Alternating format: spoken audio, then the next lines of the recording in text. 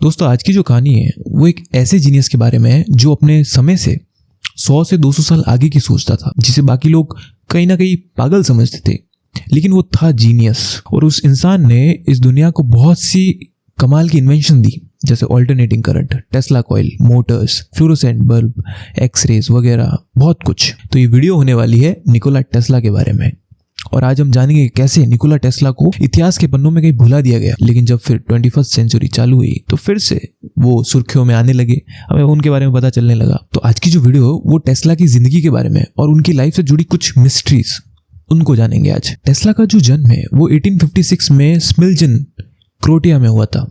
Croatia Europe में है। Tesla के जो पिता थे वो एक प्रीस्ट थे, चर्च में बहुत धार्मिक इंसान थे। उनकी जो माताजी थी वो एक इन्वेंटर थी, यानी कि अलग अलग चीज़ें, अलग अलग मशीन्स बनाती थी अपने घर के कामों के लिए और उनको यूज़ करती थी, और वही आगे चल के टेस्ला की इंस्पिरेशन बनी। टेस्ला का जिस दिन जन्म हुआ ना सर, तेज बिजली कड़क रही थी, बहुत बारिश हो रही थी, एकदम फिल्मी स्टाइल में। 7 जुलाई 1856 को उनका जन्म होता है, और जन्म के बाद से ही उनकी जो तबीयत है वो थोड़ी सी खराब रहने लगती है। वो इतने स्ट्रांग नहीं थे। बचपन में टेस्ला दूसरे बच्चों जैसे नहीं थे, मतलब वो बहुत इंटेलिजेंट थे। मतलब किसी बुक को देख ले या किसी मशीन को देख ले तो अपने दिमाग में पूरा उसको रिक्रिएट कर सकते हैं, या पूरी किताब यूं की छाप सकते हैं सिर्फ एक बार पढ़ के। बहुत तेज दिमाग था। साइंस और मैथ्स तो जैसे सर उनके लिए गेम था। जहां बाकी बच्चे मैथ्स के साथ स्ट्रगल करते थे, टेस्ला यूं मैथ्स के सवाल हल कर लेते थे। इतने होशियार थे टेस्ला। और उनकी कुछ अजीब आदतें भी थी, जैसे कि साफ सफाई और सिमेट्री से उनको बड़ा लगाव था कि भाई हर चीज साफ होनी चाहिए, या हर एक चीज है ना एकदम सीधी सिमेट्री में रखी होनी चाहिए। और एक और चीज, नंबर 3 जो है ना, उनसे उनको बड़ा लगाव था। टेस्ला जब थोड़े बड़े हुए तो ग्रेस पॉलिटेक्निक ऑस्ट्रिया में उन्होंने दाखिला लिया।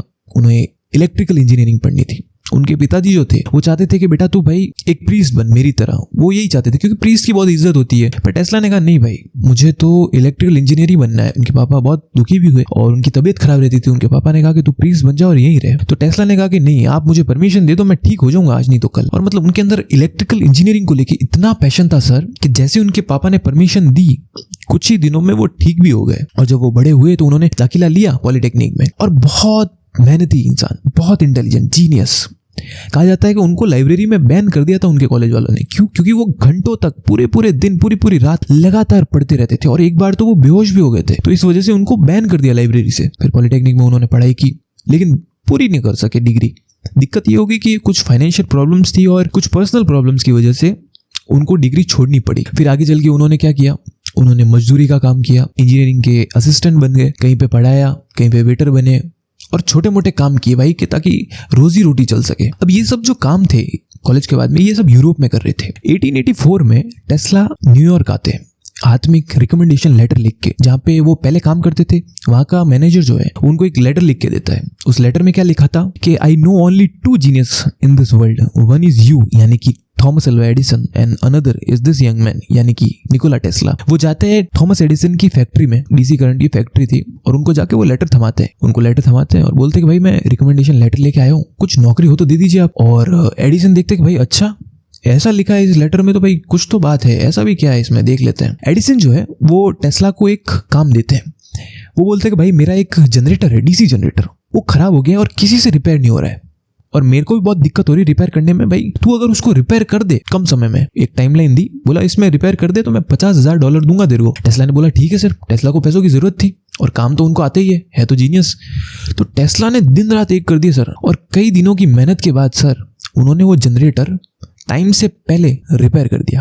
अब जब एडिसन के पास आए तो एडिसन बड़े हैरान हुए कि भाई तू तो सच में जीनियस है, एक जो काम कोई नहीं कर पा रहा था वो तुमने यूं कर दिया। तो टेस्ला ने बोला भाई मेरे पैसे $50,000 आपने वादा किया। तो एडिसन हंसने लगे। एडिसन ने बोला भाई ये तो अमेरिकन जोक है, मजाक किया था मैंने, ऐसे को $50,000 थोड़ी देता है। तो टेस्ला जो थे बड़े सीधे साधे इंसान थे, उनको दिल पे लगी वो बात, और वो फिर काम छोड़ के वहां से चले गए और फिर मजदूरी करने लगे। उस टाइम पे क्या है, बिल्डिंग वगैरह बहुत बन रही थी, कंस्ट्रक्शन चल रहा था अमेरिका में, तो वहां पे वो मजदूरी करते थे, कभी वेटर का काम करते थे, और मतलब पाई पाई के मोहताज हो गए सर। और इसी के साथ साथ वो अपना इन्वेंशन का काम भी चला रहे थे। उनके दिमाग में नए नए आइडियाज आते रहते थे। और जब वो एडिसन के वहां काम कर रहे थे ना, तो उन्होंने ऑल्टरनेटिंग करंट का पूरा सिस्टम तैयार कर लिया था, सब कुछ ब्लूप्रिंट वगैरह तैयार कर लिया था कि ऐसे ऐसे बनेगा ये। उन्होंने एडिसन को बताया कि भाई मेरे पास ऑल्टरनेटिंग करंट है सर, हम इस पे काम कर सकते हैं, ये बहुत फ्यूचर में बहुत चलेगा। अब एडिसन के पास था भाई डीसी करंट, उनकी पूरी कंपनी डीसी करंट पे ही बेस्ड थी। अब डीसी करंट की एक दिक्कत है सर कि आप जब दूर तक डीसी करंट को सप्लाई करते हो ना, तो एनर्जी लॉस हो जाती है। समझ लीजिए कि 100 किलोमीटर में अगर डीसी करंट पहुंचाना है तो हर 2 किलोमीटर के बाद आपको पावर स्टेशन बनाने पड़ेंगे, इतनी एनर्जी लॉस होती है। और उसके बाद भी एनर्जी जो है बहुत कम आएगी, एकदम डल, यानी कि आप लाइट जलाओगे ना 100 किलोमीटर दूर तो एकदम डल जलेगी। वही अगर आप एसी करंट से जलाओगे वो लाइट, बिल्कुल एनर्जी लॉस नहीं होती सर, बहुत कम, माइन्यूट। और जो बल्ब जलेगा वो ब्राइट, या कोई भी अप्लायंस चलाओगे शानदार चलेगा। और जो है पावर स्टेशन भी बार बार बनाने की जरूरत नहीं है, लॉन्ग रेंज तक एसी को ट्रांसमिट किया जा सकता है। पर एडिसन को गुस्सा है, एडिसन ने कहा भाई ये सब फालतू है, तू डीसी पे काम कर। तो टेस्ला को बड़ा बुरा लगा, तो टेस्ला तो छोड़ के आ गए सर वहां से। और फिर टेस्ला ने मजदूरी की सर, वेटर का काम किया रोजी रोटी के लिए, पाई पाई के मोहताज हो गए और बहुत छोटे मोटे काम किए सर। और इसी के साथ साथ वो अपने जो इन्वेंशन थे वो भी कर रहे जा रहे थे, दिमाग में जो है वो इन्वेंशन बनाए जा रहे थे, जो ब्लूप्रिंट्स थे वो तैयार किए जा रहे थे। अब इतने पैसे तो थे नहीं कि भाई वो सब सामान हकीकत में बना ले, तो उन्होंने बोला भाई डिजाइन तो तैयार कर लूं, जब पैसे आएंगे तब बना लूंगा। तो वो अपने मेहनत कर रहे थे सर, बहुत हार्ड वर्किंग थे। मतलब दूसरे लोग जहाँ मतलब एक शिफ्ट में, यानी कि समझ लीजिए 12 घंटे काम करते थे, टेस्ला वहां पे डबल शिफ्ट करते थे, यानी कि 20-20 घंटे दिन में काम करते थे। और मतलब फैक्ट्री में सो जाते थे कई बार, इतने मेहनती थे। मतलब उनको काम से इतना लगाव था, मतलब इलेक्ट्रिकल इंजीनियरिंग से बहुत लगाव था उनको। तो क्या होता है कि 1888 में एक इंसान से मिलते हैं, जॉर्ज वेस्टिंगहाउस। अब ये कौन थे? उस जमाने के बहुत बड़े बिजनेसमैन थे सर। तो ये मिलते हैं टेस्ला से, टेस्ला का बहुत नाम सुना था भाई, जीनियस है। तो टेस्ला ने इनको कुछ पेपर्स वगैरह दिखाए, ब्लूप्रिंट, कि भाई मेरे पास ये सिस्टम है, एसी करंट पे अपन काम कर सकते हैं और बहुत प्रॉफिटेबल है। तो वेस्टिंगहाउस को भी आइडिया अच्छा लगा, भाई डीसी के राइवल में कुछ होगा तो मैं भी पैसा कमा लूंगा। तो वेस्टिंगहाउस ने बोला कि भाई मैं इन्वेस्ट करता हूँ, तू सामान बना, तू अपना एसी सिस्टम तैयार कर। तो टेस्ला ने बोला ठीक है। तो वेस्टिंगहाउस ने पैसे लगाए, इन्वेस्ट किया, इन्होंने अपनी लैब तैयार की टेस्ला ने, शानदार। और मतलब जान लगा दी सर एसी सिस्टम तैयार करने में, अल्टरनेटिंग करंट, इस पे बेस्ड ट्रांसफॉर्मर्स या बाकी चीजें कि करंट को कैसे ट्रांसमिट किया जाएगा, उसको जनरेट कैसे किया जाएगा और कैसे उसको एफिशिएंटली पहुंचाया जाएगा, इन सब पे उन्होंने काम किया। 1893 में सर टेस्ला को एक मौका मिलता है, शिकागो में एक वर्ल्ड फेयर हो रहा था, यानी कि बहुत बड़ा मेला। तो वहां पे लाइटिंग का कॉन्ट्रैक्ट टेस्ला को दिया गया कि भाई तुम कह रहे हो ना कि एसी में बहुत दम है, तो भाई ठीक है हम देखेंगे, तो ये कॉन्ट्रैक्ट है, पूरे मेले में लाइट लगानी है, लगा दो। तो टेस्ला ने कॉन्ट्रैक्ट ले लिया, पूरे मेले में हजारों बल्ब लगाए गए और वो एसी करंट से चलाए गए। और जब चले ना सर, इतनी रोशनी हुई कि इंसानों ने आज तक नहीं देखी थी, इतनी ब्राइट लाइट, क्योंकि डीसी करंट से इतनी ब्राइट लाइट पॉसिबल थी भी नहीं, ये सिर्फ एसी करंट से पॉसिबल थी। और सारी जो लाइमलाइट थी वो टेस्ला के ऊपर आ गई, सब इनको पहचानने लगे, सब इनको रिकॉग्नाइज करने लगे, भाई बहुत सही आदमी है ये जो बोलता है वो करके दिखाता है, ये कुछ भी कर सकता है, इतना जीनियस आदमी है। और इसी के कुछ टाइम बाद उनको एक हाइड्रो इलेक्ट्रिक प्रोजेक्ट मिलता है, कहाँ पे, नाइग्रा फॉल्स जो है ना सर अमेरिका में, वहाँ पे एक हाइड्रो इलेक्ट्रिक प्रोजेक्ट मिलता है, बहुत बड़ा प्रोजेक्ट था कि भाई बिजली जनरेट करनी है अल्टरनेटिंग सिस्टम का यूज करके। तो टेस्ला ने कहा भाई हो जाएगा। टेस्ला ने पूरा पावर प्लांट बनाया, पूरा बेस तैयार किया अल्टरनेटिंग करंट पे, ठीक है, डीसी पे नहीं, अल्टरनेटिंग करंट पे, और उसको सक्सेसफुली रन किया सर। और वो जो कॉन्ट्रैक्टर थे वो बहुत खुश हुए, मतलब ये टेस्ला का सबसे बड़ा प्रोजेक्ट था इस वक्त का। तो ये प्रोजेक्ट जब किया तो बहुत पैसे मिले इनको भी, वेस्टिंगहाउस को भी। वेस्टिंगहाउस ने बोला भाई तू और इन्वेंशन कर और सामान बना, मैं पैसे दूंगा। तो उन्होंने कहा ठीक है भाई। अब टेस्ला की एक दिक्कत थी, टेस्ला जो थे ना बहुत सीधे साधे इंसान थे, मतलब अपने काम में मग्न रहने वाले, ज्यादा दूसरों की चिंता नहीं करते थे, ज्यादा झगड़े वगड़े में नहीं पड़ते थे, एकदम शांत इंसान थे। एक बार क्या हुआ कि वेस्टिंगहाउस की जो कंपनी है ना वो घाटे में जाने लगी। टेस्ला जब पार्टनर थे तो टेस्ला के साथ इनका एक कॉन्ट्रैक्ट था कि जितने हॉर्स पावर की ये बिजली बेचेंगे अल्टरनेटिंग करंट, उस पे $2.5 टेस्ला को मिलेंगे रॉयल्टी। तो एक बार ये टेस्ला के पास आते हैं कि बोलते भाई मैं तो कंगाल होने वाला हूँ, तो मैं पैसे नहीं दे पाऊंगा, अगर मैं पैसे दूंगा तो भाई मेरी कंपनी बिक जाएगी। तो टेस्ला ऐसे आदमी सर, उन्होंने वो कॉन्ट्रैक्ट फाड़ दिया सर, और वो कॉन्ट्रैक्ट ना फाड़ते तो वो मिलियंस ऑफ डॉलर के मालिक होते। पर उन्होंने कहा कि भाई जब मेरे पास कुछ नहीं था तो वेस्टिंगहाउस सर आपने बहुत मदद की मेरी। और इसी बीच जब ये काम कर रहे थे सर लैब में, इनका काम तो चालू ही था, प्रोजेक्ट मिलते थे आते थे, लेकिन ये काम चालू रखते थे। इसी बीच चालू होती है वॉर ऑफ करंट्स। क्या मतलब है? डीसी वर्सेस एसी, यानी थॉमस एल्वा एडिसन की थी भाई डायरेक्ट करंट, वो चाहते थे कि पूरी दुनिया में डायरेक्ट करंट फैले, उनका फायदा हो भाई, वो पैसे कमाए, हर जगह डीसी सिस्टम लगे। और निकोला टेस्ला चाहते थे कि हर जगह ऑल्टरनेटिंग करंट के बेस बने और पावर प्लांट बने, ऑल्टरनेटिंग करंट पूरी दुनिया में फैले। उनका एक माइंडसेट था कि भाई सबको फ्री इलेक्ट्रिसिटी मिले या लो कॉस्ट इलेक्ट्रिसिटी मिले, इलेक्ट्रिसिटी सिर्फ अमीरों की बन के ना रह जाए, सबको मिले। लेकिन यहाँ पे दिक्कत क्या हो जाती है कि टेस्ला जो है वो इतने शातिर दिमाग नहीं थे, वो मतलब इन्वेंशन में तो बहुत होशियार थे पर बिजनेस में इतने अच्छे नहीं थे सर। थॉमस एल्वा एडिसन ने एक चाल चली यहाँ पे, एक प्रोपेगेंडा। उन्होंने क्या किया, बोला ऐसे तो कोई बात मान नहीं रहा है। उन्होंने क्या किया, एक इलेक्ट्रिक चेयर बनवाई, उसमें एसी करंट पास किया, एक कैदी को बिठाया जेल में जो बंद था, और उसको उस शॉक से एसी करंट से मार दिया। और कई जानवरों को, इवन एक हाथी को भी इलेक्ट्रिक एसी करंट देके मार दिया, और वो भी लोगों के सामने। तो लोगों के मन में एक डर बैठ गया कि भाई एसी करंट खतरनाक तो नहीं है। और मारने के बाद उन्होंने एक प्रोपेगेंडा सेट किया एक, कि भाई डीसी करंट जो है वो बहुत सेफ है, एसी करंट बहुत हार्मफुल है, सेफ नहीं है भाई, आप मर सकते हो। तो लोगों को भी डर लगा भाई कि यार दिक्कत तो नहीं है। लेकिन इनफैक्ट टेस्ला जो है वो फेमस होते रहे, लोगों ने टेस्ला पे भरोसा दिखाया, सरकार वगैरह और जो बड़ी बड़ी कंपनीज थी उन्होंने इन्वेस्ट किया, उनको प्रोजेक्ट दिए और ज़्यादा कोई फर्क पड़ा नहीं। और वॉर ऑफ करंट्स को टेस्ला ने ही जीता आगे चल के। अब सर टेस्ला के कुछ इन्वेंशन के बारे में भी जान लेते हैं। टेस्ला का एक बहुत फेमस इन्वेंशन था टेस्ला कॉइल नाम का। ये क्या था? एक वायरलेस ट्रांसमिशन ट्रांसफॉर्मर था।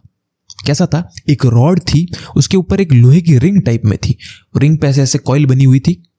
और ये क्या करता था सर पता है? ये वायरलेस ट्रांसमिशन करता था इलेक्ट्रिसिटी का, यानी कि वायर की जरूरत नहीं है, आप उसके पास अगर एक बल्ब लेके जाओगे तो वो जल जाएगा। इतना शानदार कॉन्सेप्ट था सर। और उन्होंने क्या बनाया सर? Wireless communication. यानी कि 1898 में मेडिसिन स्क्वायर वहाँ पे एक एग्जीबिशन हुआ, तो टेस्ला ने रिमोट कंट्रोल बोट बनाई सर, आरसी बोट, और लोगों को चला के बताई पानी में से रिमोट कंट्रोल से। तो लोगों को लगा भाई ये तो कोई जादू है। लोग तो उस जमाने में थोड़ी कोई ऐसा था सिस्टम, लोगों को लगा ये तो भाई जादूगर है, ये कुछ गलत चीज बना रहा है। लोगों ने माना ही नहीं कि भाई ये रेडियो सिग्नल से चल रहा है, लोगों को लगा ये जादू कर रहा है, कुछ गड़बड़ है। मतलब अब बड़ी बात क्यों है, आज सब आरसी टॉयज और आरसी रिमोट कंट्रोल चीजें बनती है। वायरलेस रेडियो कम्युनिकेशन जो है ये उस जमाने बना रहे थे 1898 में, सोचिए। और इन्होंने एक्सरे भी बनाया, फ्लोरोसेंट बल्ब, यानी कि जो ट्यूबलाइट वगैरह होती ना, इसका कॉन्सेप्ट भी टेस्ला ने ही तैयार किया था। और आज की जो मॉडर्न जितनी भी आप टेक्नोलॉजी देखते हो ना सर, कहीं ना कहीं उसके पीछे टेस्ला है। अगर टेस्ला ना होते ना तो आज हमारी जिंदगी में बहुत सारी टेक्नोलॉजी जो है वो कभी आती ही नहीं, या वो इतनी बेहतर तरीके से ना आती, इतनी बेहतर बन ही ना पाती, या होती तो भी सिर्फ अमीरों के लिए बन के रह जाती। टेस्ला ही वो थे जिन्होंने हर किसी के लिए टेक्नोलॉजी को मुहैया करवाया। अब एक बहुत बड़ी कंट्रोवर्सी होती है कि भाई रेडियो जो है वो किसने बनाया है। टेस्ला वर्सेस मार्कोनी की एक कंट्रोवर्सी होती है। हम सबको पता है कि जी मार्कोनी, जिनको फादर ऑफ रेडियो कहा जाता है और हमें हिस्ट्री बुक्स में यही पढ़ाया जाता है। पर दिक्कत ये थी कि मार्कोनी के रेडियो बनाने से पहले, कई साल पहले, टेस्ला ने रेडियो कम्युनिकेशन तैयार कर दिया था। रेडियो की सिग्नल्स उन्होंने भेजे थे एक जगह से दूसरे जगह तक, और उसके पेटेंट भी करवाए थे। पर दिक्कत क्या थी पता है? टेस्ला जो अपने काम में इतने डूबे रहते थे, एक के बाद एक काम करते जाते थे, चीजें बनाते जाते थे और भूल जाते थे। पेटेंट कई बार कराते थे, कई बार नहीं कराते थे, और इसी का फायदा दूसरे लोग ले लेते थे और चुपचाप उनके जो पेटेंट्स है या उनकी इन्वेंशन है वो चुरा लेते थे। और पेटेंट तो करवाते नहीं थे कई बार, तो वो खुद पेटेंट करवा लेते थे। और टेस्ला जब उनके पेटेंट देखते तब पता चला, ओ इसने तो मेरी चोरी कर ली है। टेस्ला के रेडियो सिग्नल बनाने के कई साल बाद जी मार्कोनी ने रेडियो कम्युनिकेशन इजाद किया, या रेडियो सिग्नल्स बनाए। कहा जाता है कि टेस्ला के 17 पेटेंट्स जी मार्कोनी ने यूज किए थे। एक तरह से कॉपी पेस्ट ही कर दिया पूरा कंसेप्ट। टेस्ला को जब पता चला तो टेस्ला कोर्ट में गए, भाई केस कर दिया उसके ऊपर। पर दिक्कत ये थी कि मार्कोनी के पीछे बहुत बड़े बड़े पॉलिटिशियंस और बिजनेसमैन थे जो टेस्ला को हराना चाहते थे, टेस्ला से नफरत करते थे। तो इवेंचुअली शुरुआत में तो कोर्ट जी मार्कोनी की साइड गया और वो जीत गए। लेकिन उनकी मौत के बाद 1943 के आसपास यूएस के सुप्रीम कोर्ट ने माना कि भाई रेडियो जो है वो टेस्ला ने बनाया है, वो मार्कोनी ने नहीं बनाया है। रेडियो सिग्नल जो ट्रांसमिट किए थे पहली बार वो टेस्ला ने किए थे, मार्कोनी ने नहीं। सोचिए, जीते जी इंसान की कोई कीमत नहीं है और मरने के बाद उसकी गाथा गाई जाती है, उसे हिस्ट्री बुक्स में पढ़ाया जाता है कि भाई इतना महान आदमी था। लेकिन जीते जी टेस्ला की किसी ने इज्जत नहीं की। उनको जो रिकॉग्निशन मिलना चाहिए था ना सर, वो कभी नहीं मिला। टेस्ला का एक ड्रीम प्रोजेक्ट था कि भाई जो मैंने टेस्ला कॉइल बताई थी आपको, उसका एक बहुत बड़ा वर्जन। तो 1901 में तो उन्होंने एक टावर बनाया, उसका नाम था वार्डनक्लिफ टावर। ये क्या था? टेस्ला कॉइल का एक बहुत बड़ा वर्जन। और इसके पीछे इंटेंशन क्या था कि भाई सबको जो है फ्री ऑफ कॉस्ट इलेक्ट्रिसिटी मिले, और वो भी वायरलेस। तो जो इन्वेस्टर थे जेपी मॉर्गन, टेस्ला के पास आए, भाई एक बात बता, ये वार्डनक्लिफ टावर तो ठीक है, तू बना भी लेगा, मुझे भरोसा है, लेकिन इसमें मीटर कहाँ डालेंगे, पता कैसे चलेगा, बिजली को बेचेंगे कैसे? और तब उनको पता चलता है कि भाई टेस्ला जो है फ्री इलेक्ट्रिसिटी देने की फिराक में है। तो वो क्या करते हैं, वो इन्वेस्टमेंट वापस ले लेते हैं और जो वार्डनक्लिफ टावर है वो बंद हो जाता है। क्यों भाई, क्यों इन्वेस्टमेंट वापस लेते हैं? कि भाई उनका बिजली का ही बिजनेस था। अगर वार्डनक्लिफ टावर जो है वो सक्सेसफुल हो जाता तो भाई उनकी बिजली कौन खरीदता? सबके पास फ्री बिजली होती है। आज सोचिए, वायरलेस बिजली और फ्री बिजली, क्या शानदार कॉन्सेप्ट था सर।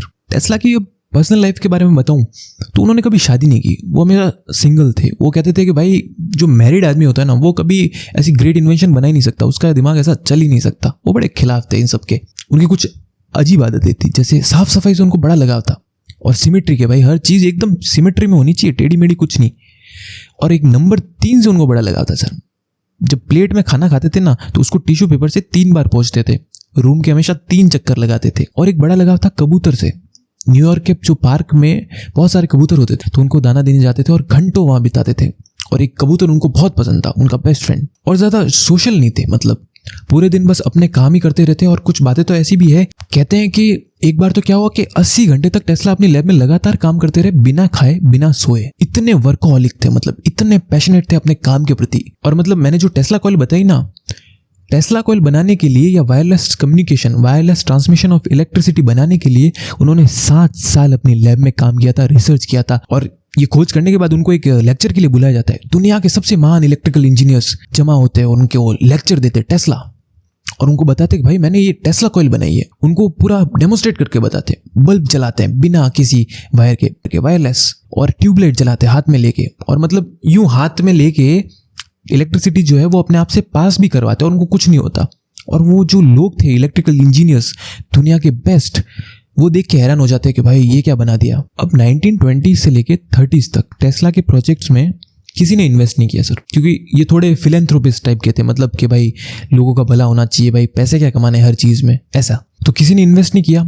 न्यूयॉर्क के एक होटल में रहते थे सर, रूम नंबर था 3327। लास्ट के जो टाइम था इनका वो इतनी गरीबी में भी था तो होटल के जो बिल थे वो भरने के लिए भी पैसे नहीं थे। कई बार होटल वाले इनका सामान जब्त कर लेते थे कि भाई तुम्हारे पास पैसा तो है नहीं, फ्री में रह रहे हो। इतनी गरीबी में रहते थे और हालत बहुत खराब थी, अकेले थे, कोई फैमिली वगैरह थी नहीं, कोई दोस्त थे नहीं, अकेलेपन के शिकार। और बस बैठ के अपने प्रोजेक्ट्स बनाते थे, अपनी इन्वेंशन बनाते थे और अपनी नोटबुक में लिखते रहते थे सारे जो इन्वेंशन, सारे जो कंसेप्ट है वो सब। और 1943 में 7 जनवरी को इनकी डेथ हो जाती है सर, जैसा मैंने बताया, रूम नंबर 3327 में। और इनकी डेथ के बाद FBI और US गवर्नमेंट इनके ऊपर ना नजर रखे हुए थे, क्योंकि बहुत जीनियस आदमी थे, उनको पता था कुछ ना कुछ बनाएगा। तो जैसे उनकी मौत हुई, उनके कमरे में जितना भी सामान था उन्होंने जब्त कर लिया FBI ने। उनकी कुछ बहुत खुफिया नोटबुक्स थी जिसमें उन्होंने बहुत खतरनाक इन्वेंशन भी बनाए थे, जैसे कि एक बनाई थी डेथ रे नाम की मशीन बनाई थी, यानी कि एक मशीन थी जो जमीन से है ना एक बीम छोड़ती थी और आसमान में जो प्लेन उड़ता उसको तबाह कर सकती थी। और एक उन्होंने अर्थक्वेक मशीन बनाई थी, एक छोटी सी मशीन, एक डब्बे जितनी, उसको जब चालू करते थे वो घूमती थी और वो अर्थ की फ्रिक्वेंसी से अपने आप को मैच कर लेती थी और वो पूरी बिल्डिंग हिलने लगती थी। जब उन्होंने टेस्ट किया गलती से तो पूरी बिल्डिंग हिलने लगी, भूकंप आ गया, अर्थक्वेक मशीन। और जब दूसरी बार उन्होंने टेस्ट किया एक ब्रिज पे तो वो पूरा ब्रिज हिलने लगा सर। और ये मशीन तो उन्होंने बनाई भी थी, सिर्फ किताब में नहीं थी। और एक और मशीन थी कि वायरलेस कम्युनिकेशन, यानी कि आगे चल के जो इंटरनेट बना उसके भी कॉन्सेप्ट लिखे हुए थे, उसका बेस तैयार था सर उनकी नोटबुक में। पर उनको इन्वेस्टमेंट नहीं मिला, सिर्फ इस कारण से वो नहीं बन पाया। अगर उनको इन्वेस्टमेंट मिला होता ना सर उस जमाने में, तो सोचिए आज दुनिया कैसी होती। मतलब आज की जो टेक्नोलॉजी है ना वो बहुत पहले ही हमारे पास आ जाती, इतना टाइम ना लगता। लेकिन कहीं ना कहीं आज की जो मॉडर्न टेक्नोलॉजी है, जो भी हम अप्लायंस यूज करते हैं या रोजमर्रा की जिंदगी में जिस भी चीजों से हम रूबरू होते हैं, उसके पीछे कहीं ना कहीं टेस्ला का ही हाथ है या टेस्ला का ही दिमाग है। अगर टेस्ला ना होते ना सर तो ये सब मुमकिन था ही नहीं। तो दोस्तों ये थी निकोला टेस्ला की कहानी। अगर ये कहानी आपको अच्छी लगी हो तो प्लीज सब्सक्राइब कीजिएगा और ये वीडियो देखने के लिए आपका बहुत बहुत शुक्रिया।